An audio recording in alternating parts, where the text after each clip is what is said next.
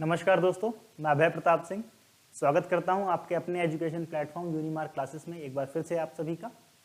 आज हम ये एमपीएस की अपनी क्वेश्चन सीरीज बना रहे हैं, इंपॉर्टेंट क्वेश्चन सीरीज। एक और इंपॉर्टेंट बुक के सारे इंपॉर्टेंट क्वेश्चंस करने वाले हैं जो कि आपके लिए एक वन शॉट रेडी कर देगा। इसे पढ़ करके आप एग्जाम देने के लिए बिल्कुल तैयार हो जाएंगे। अगर अब तक आपने कुछ नहीं पढ़ा है तो समझ लीजिए ये वीडियो बिल्कुल आपके लिए ही है। पॉलिटिकल साइंस के जो बच्चे इस बार सेकेंड ईयर का पेपर देने जा रहे हैं, अगर उन्होंने सब्जेक्ट सेलेक्ट कर रखा है MPSE 007 यानी कि सोशल मूवमेंट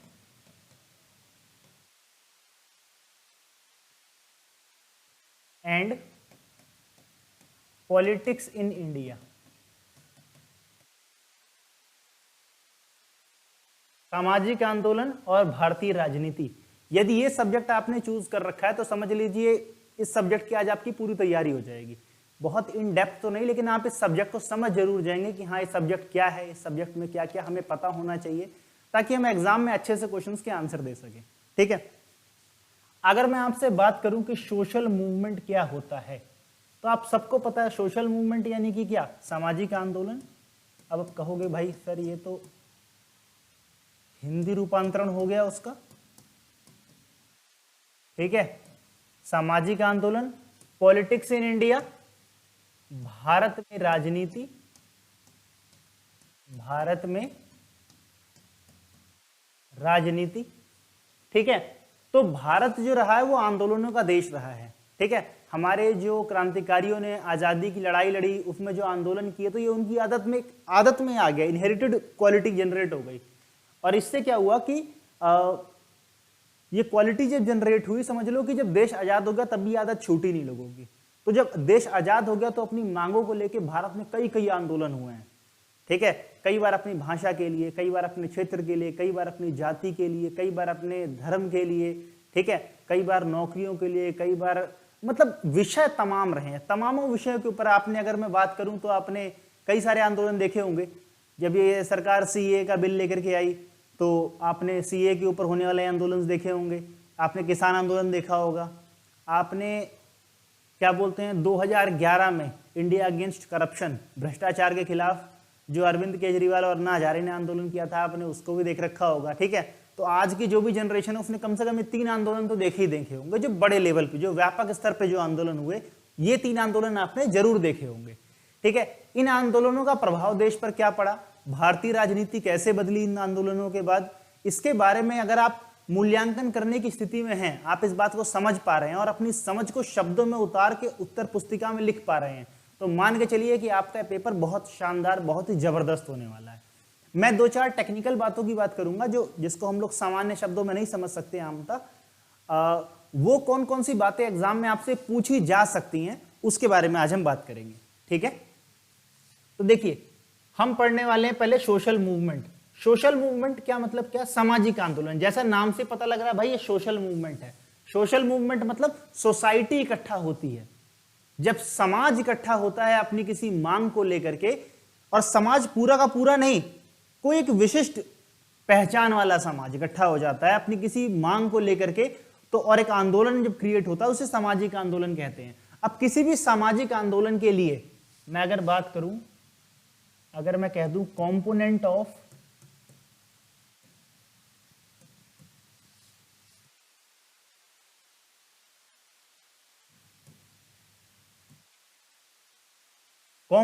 सोशल मूवमेंट, किसी भी सामाजिक आंदोलन के तत्व क्या क्या होते हैं। क्या बात कर रहा हूं मैं, तत्व की बात कर रहा हूं। कोई भी सामाजिक आंदोलन थोड़ी हम ऐसे मुंह उठा के पहुंच के निकल गए तो सामाजिक आंदोलन हो गया, ऐसे आंदोलन नहीं हो जाता। आंदोलन की कुछ जरूरतें होती हैं, जब तक वो काम नहीं क्रिएट होगा तब तक आंदोलन आपका सफल नहीं हो पाएगा। ठीक है, तो आंदोलन में किस किस चीज की जरूरत पड़ती है, देखिए उनकी मैं एक लिस्ट बना देता हूं, समरी आपको एग्जाम में उसी को एक्सप्लेन करके लिखना पड़ेगा। ठीक है, सबसे पहली चीज जो चाहिए होती है वो होती है कलेक्टिव आइडेंटिटी, या यूं कह लें कि समान पहचान। समान पहचान। दूसरी जिसकी चीज जरूरत होगी वो होगी लीडरशिप। लीडरशिप एंड ऑर्गेनाइजेशन, ठीक है, यानी कि नेतृत्व और संगठन, ठीक है। तीसरी जिस चीज की जरूरत पड़ने वाली है वो है कॉमन गोल। तीसरी जिसकी जरूरत पड़ेगी वो क्या है? कॉमन गोल, यानी कि समान लक्ष्य। चौथी आपको जिसकी जरूरत पड़ने वाली है वो क्या है? स्ट्रेटेजी,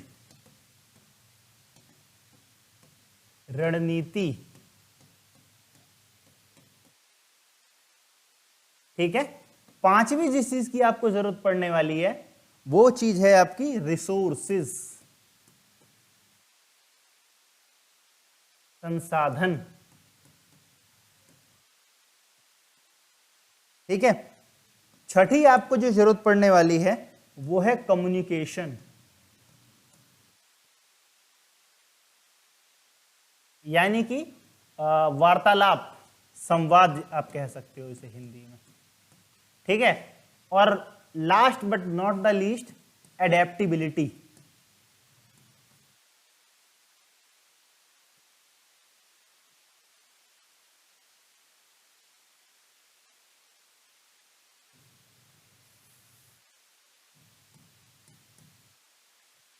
बदलाव, ठीक है।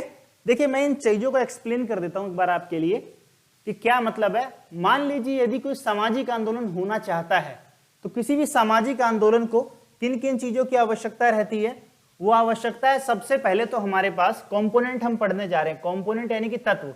एक सामाजिक आंदोलन होने के लिए क्या क्या चीज चाहिए? पहले तो एक समान पहचान होनी चाहिए, पता लगना चाहिए भाई ये लोग आंदोलन करने आए हैं, ताकि आइडेंटिफाई, हम लोग सुनते हैं किसान आंदोलन हुआ है, ठीक है, छात्र आंदोलन हुआ है, ठीक है। तो इस किस्म से क्या होता है? कॉमन आइडेंटिटी जनरेट होनी चाहिए पहले तो, भाई ये लोग आंदोलन करने आए हैं, ठीक है। जब पता लगेगा तभी तो पता लग पाएगा ना कि हाँ विषय निकल करके आ पाएगा। जब हम सुनते हैं किसान आंदोलन हो रहा है तो इससे क्या समझ में आता है? हाँ ठीक है, इसका मतलब कोई ना कोई एग्रीकल्चर से रिलेटेड समस्याएं हैं, उसी को बात को लेकर के आए होंगे, इस बात को लेकर के, ठीक है। तो समस्या को पहचानना काफी आसान हो जाता है जनता के लिए। तो ये क्या कम्युनिकेशन का तरीका है। तो सबसे पहले क्या होना चाहिए? समान पहचान जनरेट हो जानी चाहिए। उसके बाद एक लीडरशिप यानी नेतृत्व और संगठन चाहिए। अगर आप बहुत बड़ा कोई मूवमेंट कर रहे हैं और आपके पास कोई लीडर नहीं है, ठीक है, आपका कोई लीडर नहीं है, कोई ऑर्गेनाइजेशन है, कोई संगठन या व्यवस्थित तरीके से आपका आंदोलन नहीं हो पा रहा है, ठीक है, तो वो दिशाहीन हो जाएगा। उस आंदोलन का कभी भी कोई पॉजिटिव रिजल्ट नहीं निकल पाएगा, ठीक है। आप लोगों ने देखा होगा बच्चों का एसएससी का एग्जाम हुआ था, है ना, लीडर की कमी पड़ गई थी उनके पास एक, ठीक है। उनके पास अगर उस वक्त एक अच्छा लीडर होता तो एक बहुत मास मूवमेंट बन सकता था, लेकिन वो नहीं बन पाया, लीडर नहीं था। लीडर जो होता है वो क्या करता है? गाइड करता है। डिसीजन किसी एक जगह से होते हैं। अब आंदोलन में 1000 लोग मिलकर आप डिमांड कर रहे हैं, कल को 1000 लोग की अलग अलग डिमांड निकल के आ जाएगी इसके अंदर से, तो 1000 अलग दिशाओं में चले जाएंगे और इस तरह से आंदोलन बिखर जाएगा। तो बहुत जरूरी होता है किसी आंदोलन की सफलता के लिए क्या हो, वहां पर नेतृत्व का होना बहुत जरूरी है, ठीक है। उसके बाद क्या जरूरी है? कॉमन गोल, एक समान लक्ष्य होना चाहिए। अगर हमने 1000 लोगों ने मिलकर कोई आंदोलन करने का निश्चय कर लिया है, कर क्या लिया है? कर दिया है, तो हम 1000 लोगों के सुर क्या है? एक जैसे होने चाहिए, ठीक है। हमारे सुर क्या होने चाहिए? एक जैसे होने चाहिए, बिल्कुल एक जैसे डिमांड होनी चाहिए, ठीक है। उसके बाद हमको जिस चीज की जरूरत पड़ेगी वो है स्ट्रेटेजी, रणनीति। एक बढ़िया रणनीतिकार ही एक अच्छा सामाजिक आंदोलन करता हो सकता है। सिंपल सी बात है ये पूरी की पूरी, ठीक है। स्ट्रेटजी आपकी बहुत बढ़िया होनी चाहिए, ठीक है। स्ट्रेटजी छोटी छोटी बातों को लेकर के, कैसे हम मास से कनेक्ट कर पाए, कैसे हम अपना मैसेज वर्बली और नॉन वर्बली पहुंचा पाए, लोगों तक पहुंचा पाए, देश में नहीं दुनिया में पहुंचा पाए। जैसे आपने अन्ना हजारे का मूवमेंट देखा था, ठीक है, वो अन्ना हजारे वाला मूवमेंट तो मतलब इतना, मतलब उसकी स्ट्रेटजी जिसने भी बनाई थी ऐसी धमाकेदार स्ट्रेटजी बनाई भाई, मामला फेल हो गया। सब सारे विरोधी जो उस वक्त विरोधी कांग्रेस थे, है ना, उस वक्त तो कांग्रेस वाले इनके विरोधी थे। तो अरविंद केजरीवाल, अन्ना हजारे, बाबा रामदेव और किरण जी भी उस वक्त वहां पर थी, संतोष हेगड़े जी भी वहां पर थे, कई सारे लोगों ने मिलकर के वो जो एक हवा बनाई थी ना बिल्कुल तगड़ी सी, ठीक है, उसकी रणनीति ऐसी थी कि अचूक कांग्रेस के पास कोई जवाब नहीं था उस रणनीति को मतलब टैकल करने का। सोशल मूवमेंट ने क्या किया, सामाजिक आंदोलन ने क्या कर दिया, सरकार ही पलट दी समझ लो पूरी की पूरी, ठीक। लेकिन अब देखिए स्ट्रेटेजी समझ में आया कि आंदोलन कैसे सफल होता है, ठीक है। लेकिन आंदोलन से राजनीति भी होती है, आपको पता ही है कि फिर आंदोलन का हश्र क्या हुआ। वो आंदोलन जिसके खिलाफ हो रहा था, आज आंदोलन करने वाले उन्हीं के साथ खड़े हैं, ठीक है। और उस आंदोलन में जो लोग साथी थे, ठीक है, आज वो लोग सरकार में हैं, आज उन दोनों के खिलाफ हो रहा है। ये पॉलिटिक्स इन इंडिया, इसको ही पढ़ेंगे, इसीलिए इस चैप्टर का नाम, इस बुक का नाम रखा गया है कि हाँ, social movement and politics in India. सामाजिक आंदोलन और राजनीति कैसे उससे जुड़ जाती है और फिर राजनीति कैसे अपने नए नए रूप दिखाती है, यही सब कुछ समझना है इस बुक के अंदर, ठीक। अपनी बात आप कितने बढ़िया तरीके से समझा सकते हो, जितना आप अच्छा एग्जाम्पल दे पाओगे आपके नंबर उतने ही इनहेंस हो जाएंगे, बढ़िया आएंगे, ठीक है। तीसरी चीज जो किसी भी आंदोलन को जिसकी जरूरत है वो है रिसोर्सेज, संसाधन, ठीक है। संसाधन कई तरह का हो सकता है, ठीक है, धन भी हो सकता है, संख्या बल भी हो सकता है, तो कई प्रकार के संसाधन हो सकते हैं, ठीक है। तो संसाधनों की आवश्यकता, अगर आंदोलन बड़ा करना है तो भाई पैसा तो चाहिए उसके लिए, ठीक है, बिना पैसे के तो आंदोलन नहीं हो सकता। अब अरविंद केजरीवाल का जब आंदोलन जब हुआ था तो लोग तिरंगा झंडा लेकर के जा रहे हैं, आप आंदोलन में अगर चले, मैं तो उस वक्त जाता था आंदोलन में, तो अरविंद केजरीवाल के आंदोलन से बड़ा प्रभावित था उस टाइम में, मतलब बहुत बार गया हूँ साइड में, मतलब ऐसा लगता था कि बस तो मेरा जन्म ही अरविंद केजरीवाल के आंदोलन में आने के लिए हुआ है। लग रहा था भ्रष्टाचार के खिलाफ वो नहीं लड़ रहे, मैं ही लड़ रहा हूँ। तो ऐसा हो जाता है, ऐसा कन्वे कर दिया जाता है मैसेज, ठीक है। आज मैं कभी नहीं जाता वहाँ पे, ठीक है। तो आप जैसे ही उस आंदोलन में जाओगे आपको झंडा पकड़ा दिया जाएगा, एक वो मुझे चाहिए जन लोकपाल वाली टोपी पहना दी जाएगी।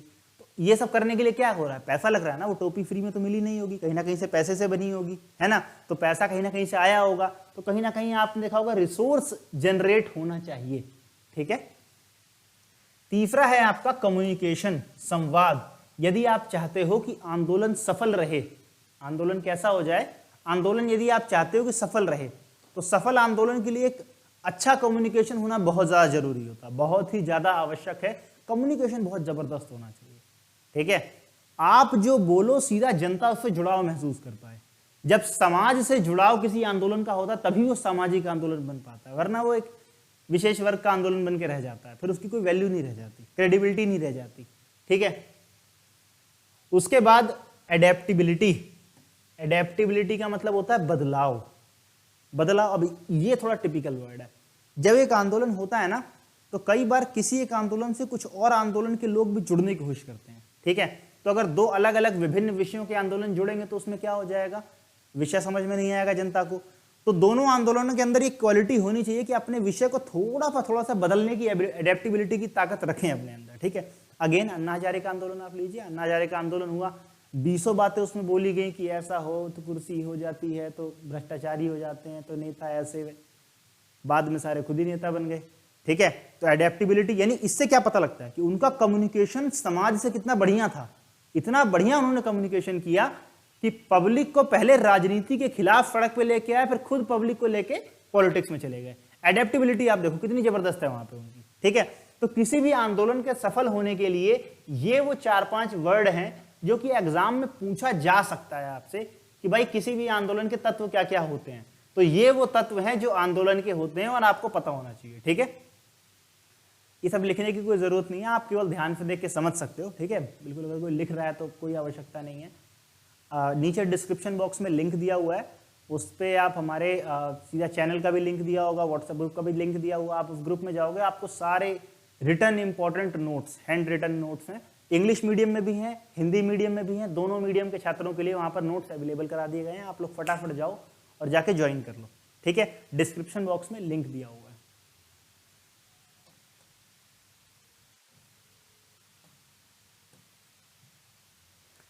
उसके बाद सवाल पैदा होता है कि भाई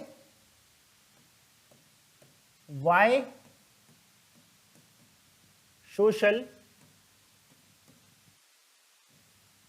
मूवमेंट, सामाजिक आंदोलन की जरूरत क्यों है। सामाजिक आंदोलन क्यों? तो भाई सामाजिक आंदोलन की आवश्यकता क्या है, क्या जरूरत है सब आंदोलन करने की, है ना? विषय भी तो कई बार दिमाग में आता होगा भाई। जैसे आप देखेंगे कि जब भी कहीं आंदोलन होता है तो सरकार कहेगी हाँ हम तो ये तो बात मान ही रहे हैं, आपको आंदोलन की आवश्यकता नहीं है। तो सवाल पैदा होता है जब इतना सरकार बात मान ही लेती है तो फिर इतने सारे देश में आंदोलन क्यों होते हैं? ठीक है, क्यों होते हैं इतने सारे आंदोलन? तो आंदोलनों का कुछ मतलब होता है और बहुत आवश्यक होते हैं। ये एक जगा हुआ समाज ही आंदोलन करता है। अगर किसी समाज में कोई आंदोलन नहीं हो रहे, कोई विरोध नहीं हो रहा, समझ लो समाज मर चुका है, वो समाज बिल्कुल मृत है। ठीक है, तो आंदोलन इस बात की क्या है, पुष्टि करता है कि समाज जगा हुआ है। ठीक है, हम कहते हैं ना मनुष्य एक सामाजिक प्राणी है, सामाजिक पशु है।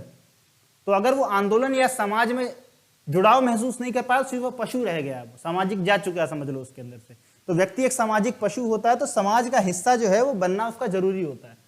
अब क्या जरूरत है इसकी? पहली जरूरत क्या है इसकी? For promotion of social justice. ठीक है, सामाजिक न्याय के लिए, सामाजिक न्याय के लिए बहुत जरूरी है आंदोलन होना। ठीक है, क्योंकि सामाजिक न्याय किसको चाहिए? जो समाज में बहुत दबा कुचला पिछड़ा है, बहुत ज्यादा पीछे है, उसी को तो सामाजिक न्याय चाहिए ना। तो वो इतना पीछे ना, उसके पास रिसोर्स है ना कुछ है, तो उसके लिए आंदोलन करना पड़ेगा। उसके पास आंदोलन के अलावा कोई विकल्प ही नहीं है ना। तो दूसरा जो चीज चाहिए अपने को,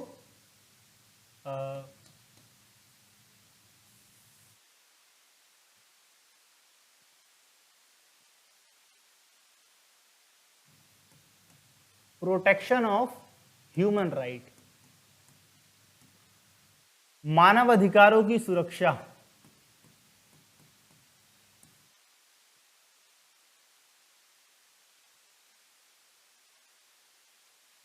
मानवाधिकारों की क्या है, सुरक्षा के लिए भी बहुत ज्यादा जरूरी होता है ह्यूमन राइट्स। अब तो एनिमल राइट्स तक के लोग बात करने लग गए। तो मानव अधिकार की सुरक्षा के लिए क्या है कि सोशल मूवमेंट बहुत ज्यादा जरूरी है, बहुत आवश्यक है मानव अधिकार की आवश्यकता के लिए। ठीक है, किसी के अधिकारों का हनन ना हो पाए।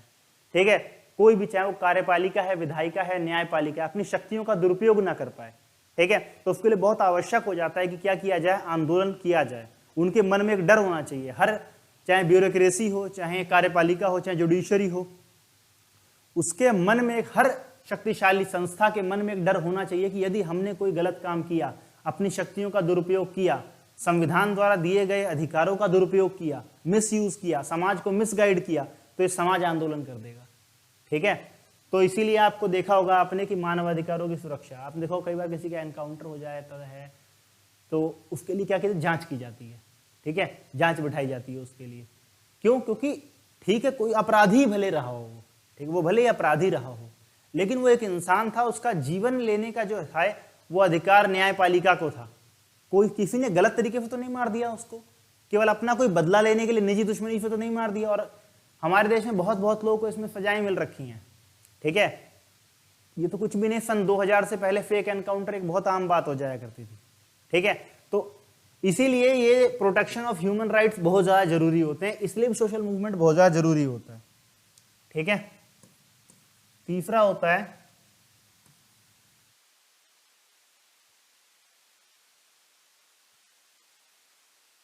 For sustainable development,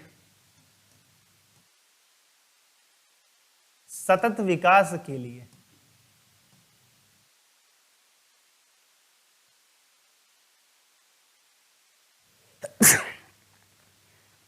sorry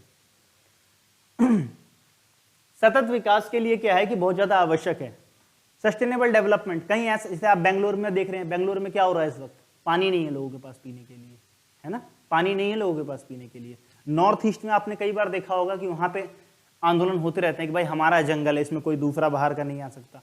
Andaman में आपने कई आंदोलन देखे होंगे, लद्दाख में आंदोलन बहुत लंबा चला सोनम वांगचुक जी का। ठीक है, तो ये आंदोलन होते हैं। ये आंदोलन किस लिए हो रहे हैं कि भाई आप डेवलपमेंट तो कर रहे हो, लेकिन आपका डेवलपमेंट सस्टेनेबल नहीं है। ठीक है, संस्कृति या सभ्यता को खत्म करके किया गया विकास, विकास नहीं विनाश होता है। और ऐसे विकास को रोकने के लिए क्या होता है, आंदोलन की आवश्यकता पड़ती है। ठीक है, उसके बाद जो जरूरत पड़ती है प्रमोशन ऑफ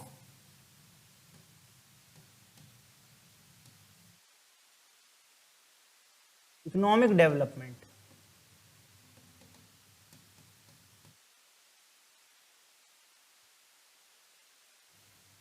आर्थिक विकास के लिए इसकी आवश्यकता है, ठीक है। आर्थिक विकास के लिए इसकी आवश्यकता है। कैसे आवश्यकता है इसकी भाई? सरकार, हम कहते हैं सरकार का काम है हमें हॉस्पिटल देना, स्कूल देना, कॉलेजेस देना, ठीक है, अच्छी व्यवस्था करवाना, अच्छे शिक्षक हों हमारे स्कूल्स में, ठीक है। ये नहीं कहते विश्वविद्यालय बना दिया, बच्चे फिर यूट्यूब पे आके पढ़ाई कर रहे हैं, फिर क्या फायदा? विश्वविद्यालय क्यों बनाया गया? खाली डिग्रियां बांटने के लिए, ठीक है। तो ये सरकार का दायित्व बन जाता है ये सब करना, ठीक।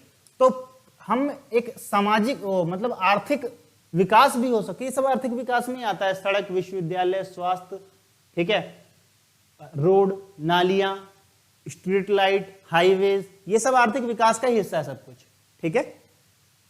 तो ये सारी चीजें जो है बहुत ज्यादा जरूरी है। और इसलिए क्या आवश्यकता होती है, मतलब इसके लिए क्या है ये वाई सोशल मूवमेंट। कभी अगर आपसे पूछते हैं कि सोशल मूवमेंट की आवश्यकता क्या है, तो आप ये सारी बातें वहां पे इलेबोरेट करके लिख सकते हैं, अच्छे एग्जाम्पल्स के साथ इन बातों को बता सकते हैं, ठीक है।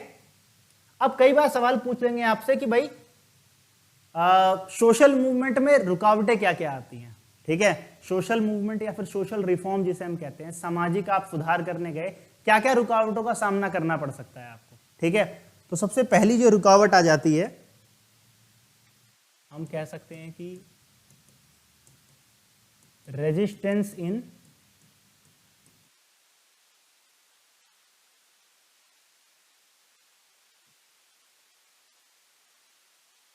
सोशल रिफॉर्म, ठीक है। समाज सुधार में अवरोध। क्या अवरोध जनरेट क्रिएट हो जाता है, मतलब क्या क्या समस्याएं जनरली क्रिएट हो जाती हैं? सबसे पहली बात है लैक ऑफ पॉलिटिकल विल।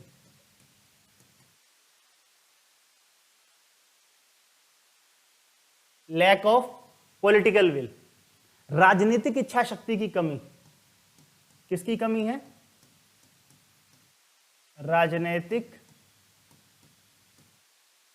इच्छा शक्ति की कमी। आमतौर पे राजनेता को पता है कि मैं जनता का वोट लेके बना हूं, मतलब तो वो आमतौर पे जनता में जो प्रिय मुद्दे हैं उन्हीं को लेके क्या बोलते हैं, विषय नियम बनाते हैं, कानून बनाते हैं। लेकिन राजनेता का क्या काम है? नेता वो होता है जो नीतियां बनाता है, नेतृत्व प्रदान करता है समाज को। तो जनता कभी भी राजा को ऐसे फैसले या नेता को ऐसे फैसले नहीं लेने चाहिए जो जनता को अच्छे लगे, इस सुनने बड़े मजे आ जाएं सुनने में, लाओ लाओ इससे वोट मिल जाएगा। जनता को देखना चाहिए, मतलब नेता को देखना चाहिए कि हमारे देश का क्या अभी हाल क्या है, कौन से फैसले जनता के लिए अच्छे रहेंगे, ठीक है। जो नेता होता है, जो उसको हमने प्रधानमंत्री या मुख्यमंत्री चुना है, तो भारतीय संस्कृति के अनुसार वो राजा का स्थान होता है उसका, ठीक है। और राजा जो होता है वो अपनी प्रजा का पालक होता है, ठीक है। तो हमने आपको बना दिया है भाई इतने समय के लिए, भाई आप ही अब हमारे पालनहार हैं। तो अब आपका क्या काम बनता है? आप वो फैसले लो जो हमारे भविष्य के लिए अच्छे हैं, बजाय कि वो फैसले लेने के जो हमें अच्छे लगते हों। अब एक मोहल्ला है, उस मोहल्ले में 10 लोग अगर शराबी हैं, तो क्या शराब की दुकान थोड़ी खुलवा दी जाएगी वहां पे, ठीक। ये बोल के कि वो पता है शराबी लोग हैं, शराब की दुकान खुलवा दूंगा, वोट मिल जाएंगे। लेकिन ऐसा नहीं करना ना। हमको पता होना चाहिए कि भाई ये चीज सेहत के लिए हानिकारक रहेगी, यहाँ पे समस्या बिगड़ सकती है, यहाँ माहौल खराब हो सकता है। तो राजा का काम क्या करना, उससे थोड़ा दूर रखना उस चीज को, ठीक है। तो बहुत जरूरी है ये समाज सुधार में। पहला तो प्रॉब्लम यही आता है कि नेता लोग जो होते हैं ना, वो उनकी इच्छा ही हिम्मत नहीं हो पाती, सबको डर लगता है कहीं मैं ऐसा कर दूं तो इलेक्शन ना हार जाऊं। तो पहली प्रॉब्लम आ गई।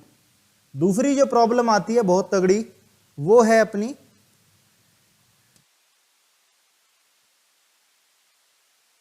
रेजिस्टेंस फ्रॉम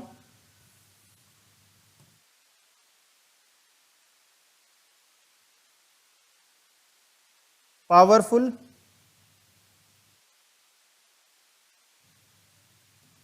ग्रुप, ठीक है। जब भी आप कोई समाज सुधार करने जाओगे, जब भी आप कोई समाज, तो कोई ना समाज सुधार क्यों रहा, कोई ना कुछ कमी है, और कमी लाने वाला इसका मतलब कोई ना कोई ऐसा पर्सन है जो गड़बड़ कर रहा है वहां पे। गड़बड़ करने वाला कोई शक्तिशाली व्यक्ति होगा। अब जब वो शक्तिशाली व्यक्ति होगा तो क्या हो जाएगा, उस शक्तिशाली व्यक्ति के खिलाफ जाना बड़ा मुश्किल वाला काम हो जाएगा। ठीक है, उस शक्तिशाली व्यक्ति के क्या हो जाएगा, खिलाफ जाना काफी मुश्किल काम रहेगा। तो ये भी एक प्रॉब्लम क्रिएट हो जाती है कई बार कोई भी फैसले लेने में। ठीक है, उसके अलावा जो फैसले में प्रॉब्लम आती है वो है तीसरी कंट्रोवर्सी। तीसरी क्या आती है, कंट्रोवर्सी। जब भी कोई समाज सुधार की बात की जाती है तो समाज सुधार की बात में हमेशा करने वाले, मान ऐसा नहीं है कि कोई अच्छा विचार यदि आपके मन में है, कुछ विचार मेरे मन में होंगे, लेकिन हम लोग समाज के सामने एक्सप्रेस नहीं कर सकते। आपके मन में कोई अच्छा विचार है लेकिन आप उसको लेके सड़कों पर नहीं उतर सकते। क्यों? क्योंकि हमको लगता है कंट्रोवर्सी, लोग हंसेंगे हमारे ऊपर, 4 लोग समर्थन नहीं करेंगे इस बात का। विवादों से बहुत डरते हैं लोग। ठीक है, कंट्रोवर्सी ना हो जाए। विवाद एक ऐसा विषय बन जाता है जिससे लोग डर जाते हैं और किससे क्या होता है, समाज सुधार के रास्ते में अवरोधक है, बहुत बड़ा अवरोधक है ये। ठीक है, चौथा और जो मेरे हिसाब से लास्ट है वो है रिसोर्स प्रॉब्लम।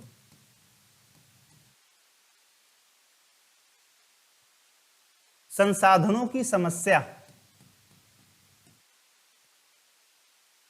संसाधनों की समस्या। एक व्यक्ति जो कि बहुत मजबूर है, सिस्टम का सताया हुआ है, यदि वो कोई सुधार लाने का प्रयास करे, अपने एंड पे कोई सुधार लाने का प्रयास करे, तो उसके पास संसाधन उस स्तर के नहीं है कि वो कोई सुधार ला पाए, कम्युनिकेट नहीं कर पाएगा लोगों से। ठीक है, आप सोच के देखो कि यदि मैं, आप, हम किसी आंदोलन को करने का प्रयास करें, कुछ करने का प्रयास करें, तो क्या ये पॉसिबल हो पाएगा? नहीं, हमारे पास रिसोर्स नहीं है, हमारे पास वो प्रॉब्लम है बहुत बड़ी। ठीक है, कोई मीडिया है, आप किसी मांग को लेकर के जंतर मंतर पे जाके बैठ जाओ, इलेक्शन का टाइम है, तो मीडिया क्या दिखाएगा? मीडिया दिखाएगा भाई एक तरफ एनडीए अलायंस, एक तरफ इंडिया अलायंस है। उस पर इतना टाइम ही नहीं होगा। ठीक है, क्यों? क्योंकि जैसा मैंने आपको फर्स्ट पॉइंट बताया था, ये पावरफुल ग्रुप्स, मीडिया हाउसेस कोई ना कोई पावरफुल ग्रुप चला रहा होगा। ठीक है, और पावरफुल ग्रुप जो होंगे वो कभी भी रिफॉर्म्स की बात नहीं करते कभी भी। ठीक है, तो ये क्या है, कुछ ऐसी प्रॉब्लम्स हैं जिनकी वजह से क्या हो सकता है, जो अवरोधक बन सकते हैं आपकी किसमें, आपके सोशल रिफॉर्म्स के अंदर। ठीक है, अब सवाल इसके बाद पैदा होता है, ये मैंने आपको थोड़ा बहुत सोशल मूवमेंट के बारे में बता दिया ही नहीं, अभी हम लोग बात करते हैं पॉलिटिक्स इन इंडिया की बात करते हैं कि पॉलिटिक्स इन इंडिया कैसे प्रभावित होती है इस पूरी चीज से।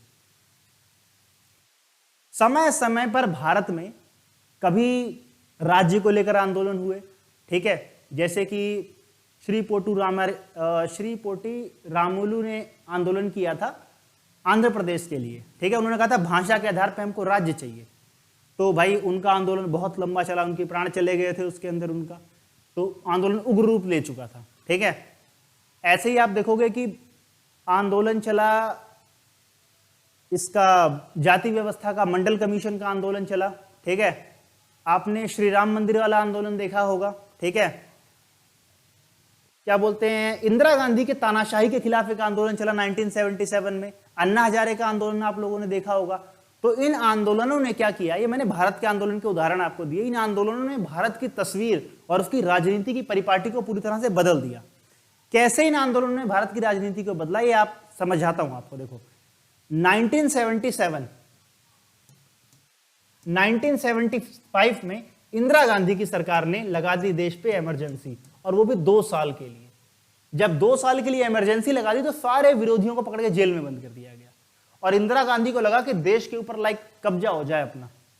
तो इंदिरा गांधी की तानाशाही के खिलाफ जितने भी विपक्ष के नेता थे सारे इकट्ठा हो गए, और देश को पहली बार भारतीय राष्ट्रीय कांग्रेस के खिलाफ एक यूनाइटेड विकल्प मिला। यह विकल्प सिर्फ मिला ही नहीं, जब इसने चुनाव लड़ा तो चुनाव जीता था।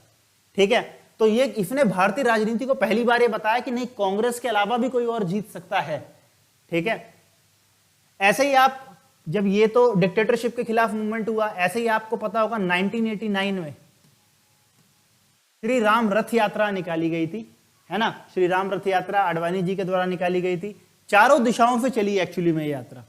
ठीक है, और ये अयोध्या पहुंचनी थी पूरी की पूरी। इस आंदोलन ने दुनिया को क्या दिखाया, मतलब दुनिया को बोल रहा हूं, भारत को क्या दिखाया, इसने भारत को दिखाया कि हम केवल एक कम्युनिटी का अपीजमेंट करके, तुष्टीकरण करके जीत नहीं सकते। इस समाज में एक दूसरी कम्युनिटी भी है, काउंटर पोलराइजेशन भी किया जा सकता है।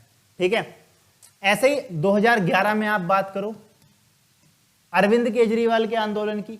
तो इसने भारतीय राजनीति को बदला, एक नई प्रकार की कहा गया कि राजनीति आएगी, ठीक है, पार्टी बनी, जीती, ठीक है, फिर वो और स्टेट्स में जाके चुनाव लड़ने लग गई, लोकसभा का इलेक्शन लड़ने लग गई, ठीक है। तो राजनीति में क्या हुआ, कुछ विषय जो है चेंज हो गए, हर पार्टी भ्रष्टाचार की बात करने लग गई अचानक से, वरना आप देखोगे तो ये इतना ज्यादा प्रखर इश्यू नहीं था उससे पहले, ठीक है। अब इंडिया के अंदर जो है ना, कई चीजों ने सोशल मूवमेंट को बदला, कई चीजों ने सोशल मूवमेंट को बदला। कैसे बदला? वो सबसे ज्यादा सोशल मूवमेंट को बदलने में अगर किसी का योगदान है तो वो है सोशल मीडिया का, आप कह सकते हो टेक्नोलॉजी, ठीक है। सबसे बड़ा जिसका योगदान है वो किसका है? वो है टेक्नोलॉजी का, यानी तकनीक का। तकनीक ने क्या कर दिया, टेक्नोलॉजी ने कम्युनिकेशन को बड़ा, कम्युनिकेशन को बहुत ही ज्यादा इजी बना दिया। और जो सोशल मूवमेंट होता है वो कम्युनिकेशन के ऊपर ही बेस होता है पूरा का पूरा, ठीक है। जितना बढ़िया आप संवाद कर पाओगे उतना बढ़िया आंदोलन, और आंदोलन तो किसको करना है, समाज को करना है। तो समाज के बीच में कम्युनिकेशन अच्छा हो जाएगा तो आंदोलन ऑटोमेटिक अच्छा हो जाएगा, ठीक है।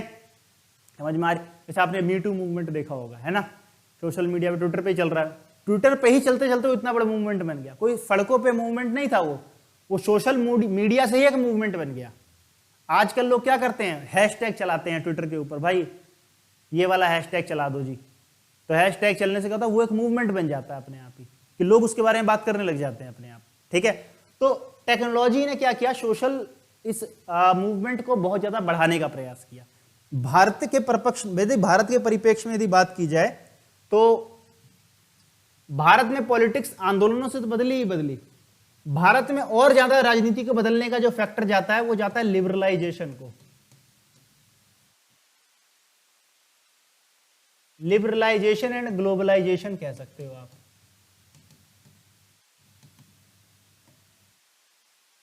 हिंदी में बोलेंगे इसको उदारीकरण और वैश्वीकरण। भारतीय राजनीति को बदलने में इन दोनों शब्दों का बहुत इंपॉर्टेंट योगदान रहा, बहुत बहुत ज्यादा महत्वपूर्ण योगदान रहा है इनका। कैसे योगदान रहा हम सब जानते हैं। नरसिम्हा राव जी जब देश के प्रधानमंत्री थे, मनमोहन सिंह जब देश के वित्त मंत्री थे, तो भारत में लाए गए थे एलपीजी रिफॉर्म। क्या लाए गए? एलपीजी रिफॉर्म लाए गए, ठीक है। Liberalisation, privatisation, globalisation. जब ये रिफॉर्म लाए गए तो इससे क्या हुआ, भारत का बाजार खोल दिया गया, विदेश की कंपनियां यहां पर आने लग गई, ठीक है। और भारत की कंपनियों को भी अधिकार मिल गया कि हाँ वो भी विदेश में जा सकती हैं। और इस तरह से पहली बार हमारी अर्थव्यवस्था विश्व की अर्थव्यवस्था से जाकर के मिल गई इस तरीके से, ठीक है।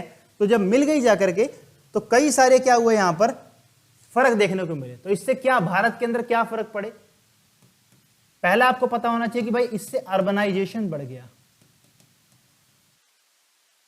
शहरीकरण बहुत ज्यादा बढ़ गया।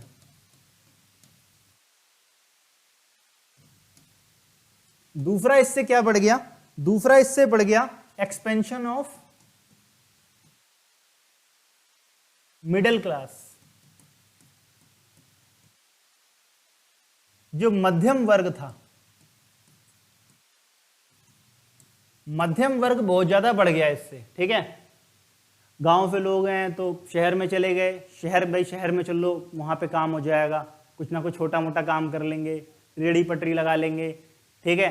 तो छोटा मोटा भी कोई ना कोई काम करते करते जब वहां हर हाथ संपत्ति इकट्ठा हुई, छोटा सा अपना घर ले लिया, फिर बड़ा घर, तो उससे मिडिल क्लास जनरेट होने लग गया धीरे धीरे, ठीक है। इसका पहला भारत के समाज पे असर देखो कैसे पड़ रहा है, शहरीकरण बढ़ रहा है, मिडिल क्लास बढ़ने लग गया। मिडिल क्लास बढ़ने के साथ साथ ही क्या बढ़ रहा है, नए इकोनॉमिक ग्रुप एमर्ज हो रहे हैं, न्यू इकोनॉमिक ग्रुप इमर्ज हो रहे हैं, नए ग्रुप बन रहे हैं, प्रोफेशनल्स निकल करके आ रहे हैं, ठीक है, ठीक है। जैसे कि आप 1990s में चले जाओ तो 1990s में इतना कहाँ कोई डेंटिस्ट, एक दो डॉक्टर साहब है भाई, एक, ठीक है। अब प्रोफेशनल चीज भाई, डेंटिस्ट अलग है, ठीक है, डर्मेटिस्ट अलग है, तो स्किन की प्रॉब्लम अलग बंदा देख रहा है, दांतों की प्रॉब्लम अलग बंदा देख रहा है। तो इस किस्म से क्या हुआ, प्रोफेशंस जो है बढ़ने लग गए पूरे के। फाइनेंस आज एक अलग सेक्टर बन गया है, ब्यूटी कॉस्मेटिक एक अलग सेक्टर बन गया है। तो नया इमरजेंस सेक्टर ग्रुप निकल करके आया, ठीक है। इसके बाद एक चेंज आया जेंडर डायनेमिक्स।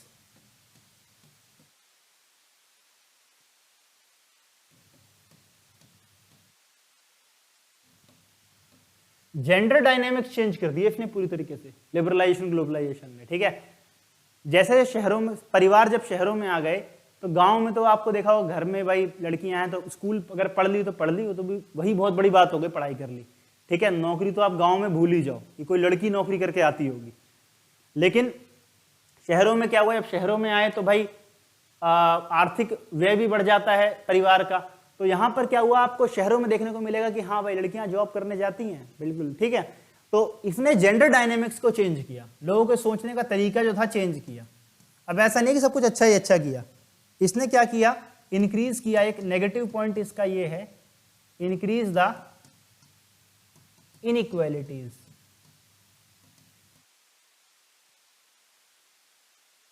इसने ये एक बहुत बड़ा नुकसान कर दिया कि भाई भारत के अंदर जो इनइक्वालिटीज थी, असमानताएं थी, लिबरलाइजेशन ने उसको नुकसान पहुंचाया। देखो असलियत में हुआ क्या कि जब वैश्वीकरण हुआ तो भारतीय अर्थव्यवस्था जब खुली, बाहर का पैसा कैपिटल फ्लो होता हुआ देश के अंदर आया, तो वो देश के लोगों में बराबरी नहीं बटी, बराबरी से पैसा बट नहीं पाया। वो पैसा किसी के पास ज्यादा गया, किसी के पास कम गया। तो इससे क्या हुआ, अमीर और अमीर हो गया, गरीब और गरीब हो गया, और इस समाज के बीच में जो खाई थी ये बढ़ गई, ठीक है। तो जब ये खाई बढ़ जाती है तो क्या होता है, इससे इस सामाजिक खाई के बढ़ने से द्वेष पैदा होता है, ठीक है।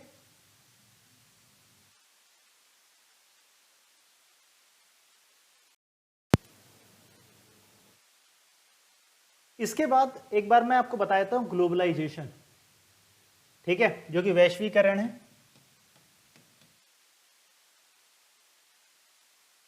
ग्लोबलाइजेशन यानी कि वैश्वीकरण। वैश्वीकरण के क्या फायदे क्या नुकसान। तो भाई देखो, पहला फायदा जो वैश्वीकरण का फायदा है ये, ठीक है, वो ये हुआ कैपिटल फ्लो। क्या हुआ, कैपिटल का फ्लो यानी कि पूंजी प्रवाह। जो अमीर देशों का पैसा चल करके गरीब देशों की तरफ आया, ठीक है। दूसरा क्या हुआ, टेक्नोलॉजी का ट्रांसफर हुआ।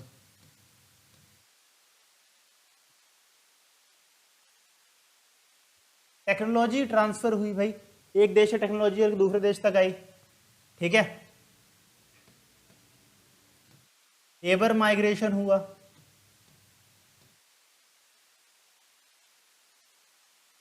ठीक। हमारे लोग अमेरिका जाने लग गए जॉब करने के लिए, इंग्लैंड जाने लग गए जॉब करने के लिए, ठीक है। माइग्रेशन इंक्रीज हुआ ग्लोबलाइजेशन की वजह से। लेकिन कुछ नेगेटिव पॉइंट भी थे। अगर मैं इसके नेगेटिव पॉइंट की बात करूं, इसने क्या कर दिया, पहले तो इंक्रीज कर दिया इनइक्वालिटी, इनइक्वालिटीज बढ़ा दी इसने। अमीर और अमीर हो गया, गरीब और गरीब हो गया। जो हिंदुस्तान में ऑलरेडी अमीर था, अमेरिका जाके और अमीर हो गया, गरीब आदमी गरीब रह गया, ठीक है। दूसरा इसने एक और नेगेटिव पॉइंट इसका क्या है कि इसने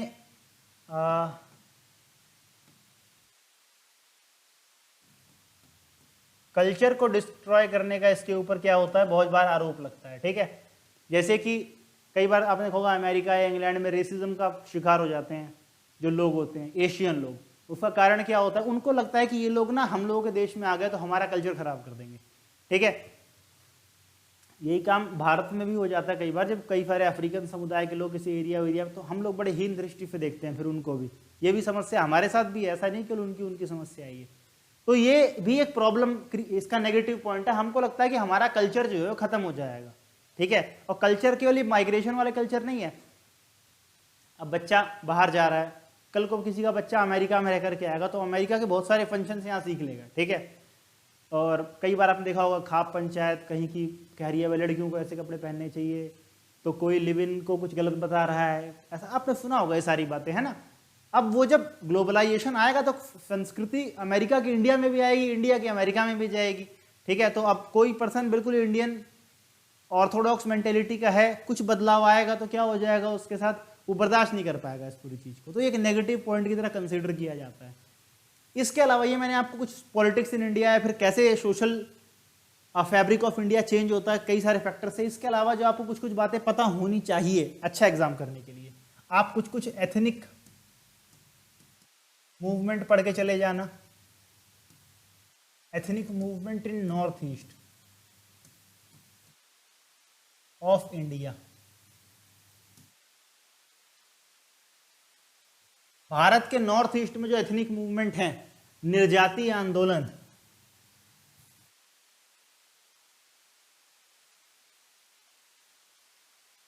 निर्जातीय आंदोलन, भारत के पूर्वोत्तर के अंदर जो निर्जातीय आंदोलन होते हैं उनके बारे में पता होना चाहिए आपको, ठीक है। आपको पता है कि भारत का जो नॉर्थ ईस्ट एरिया है वहां पर बहुत सारे ऐसे, वहां पर ट्राइब कम्युनिटी बहुत रहती है, ठीक है। बोडो लोग रहते हैं, गारो हैं, खासी है, ठीक है। तो ऐसे कई सारी ट्राइबल कम्युनिटी वहां रहती है। तो वो लोग क्या अपने एरिया को बहुत ज़्यादा प्रिजर्व करके रखते हैं। बाहर के किसी भी लोगों को क्या किया जाता है, वहाँ पे अलाउ नहीं किया जाता। ऑल तो चाहे वो अपने देश का ही क्यों ना हो, आप दिल्ली से हो, राजस्थान के हो, हरियाणा के, आप वहाँ जाके घर मकान नहीं ले सकते। घूमने जाओ, घूमने के लिए कोई मनाही नहीं होती, लेकिन आप वहाँ बस नहीं सकते। इसलिए सरकार जो CA का बिल लेके आई, इसमें इसने कह दिया कि भाई जो भी 6th शेड्यूल के अंदर जो जो एरिया ट्राइब्स के लिए बताए गए हैं पहले से ही, उसके अंदर कोई भी CA वाला पर्सन है उसको नागरिकता देके बसाया नहीं जाएगा, ठीक। तो आंदोलन बहुत सारे हुए, ये आंदोलन कई प्रकार के, वो पूछ सकते हैं इसके बारे में डिटेल से, तो आप बता देना कैसे। एक उल्फा करके वहाँ पे आतंकवादी ग्रुप तक बन गया था, मिलिटेंट ग्रुप बन गया था। बोडो ग्रुप के जो लोग हैं वहाँ पर बोडोलैंड की डिमांड कर रहे हैं बहुत लंबे टाइम से, ठीक है। तो है वहाँ पर बहुत ज़्यादा ट्राइब्स, पढ़ लेना लेकिन इसको एक बार ठीक से। इसके अलावा आपसे रिजर्वेशन,